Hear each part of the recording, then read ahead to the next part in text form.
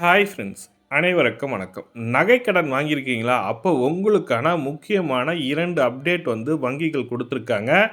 என்ன மாற்றங்கள் கொண்டு வரப்பட்டுள்ளது என்ற முழுமையான தகவல் தான் இந்த வீடியோல பார்க்க போறீங்க. வீடியோவ ஸ்கிப் பண்ணாம கடைசி வரைக்கும் பாருங்க. வீடியோ பிடிச்சிருந்தா லைக் பண்ணுங்க, கூடயே சப்ஸ்கிரைப் பண்ணுங்க. வாங்க வீடியோக்குள்ள 2026ஆம் ஆண்டு முதல் தங்க கடன்களுக்கு புதிய விதிமுறைகளை ரிசர்வ் வங்கி அறிவித்துள்ளது.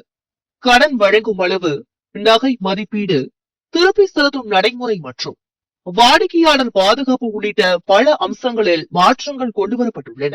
தங்கம் அவசர தேவைகளில் உடனடி நிதி உதவியாக இருக்கும் முக்கிய சொத்து என்பதால் இந்த மாற்றங்கள் பொதுமக்களின் கவனத்தை ஈர்த்துள்ளன. புதிய விதிகளின்படி கடன் வழங்கும் விகிதத்தில் மாற்றம் செய்யப்பட்டுள்ளது.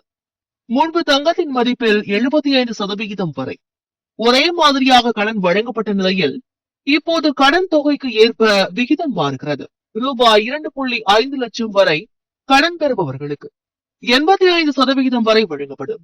ரூபாய் 5 லட்சம் வரை உள்ள கடன்களுக்கு 75% வரை மட்டுமே வழங்கப்படும்.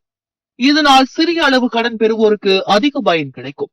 ரூபாய் 2.5 லட்சத்தை தாண்டி கடன் பெறுவோரின் திருப்பி செலுத்தும் திறனை வங்கிகள் கட்டாயமாக மதிப்பீடு செய்ய வேண்டும். புல்லட் ரிபேமெண்ட் முறைக்கும் அதிகபட்சமாக 12 மாத காலக்கெடு நிர்ணயிக்கப்பட்டுள்ளது.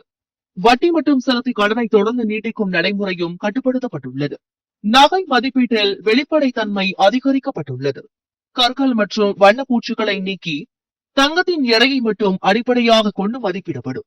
கடந்த 30 நாட்களின் சராசரி விலை அல்லது தற்போதைய குறைந்த விலை அடிப்படையில் கணக்கிடப்படும். மேலும் தங்கத்தின் தூய்மை, எடை மற்றும் மதிப்பு விவரங்களுடன் சான்றிதழ் வழங்கப்பட வேண்டும்.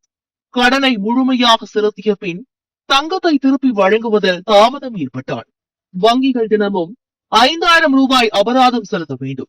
கடனை திருப்பி செலுத்த முடியாத நிலை ஏற்பட்டால் 7 முறையும் வெளிப்படையாக வேண்டும்.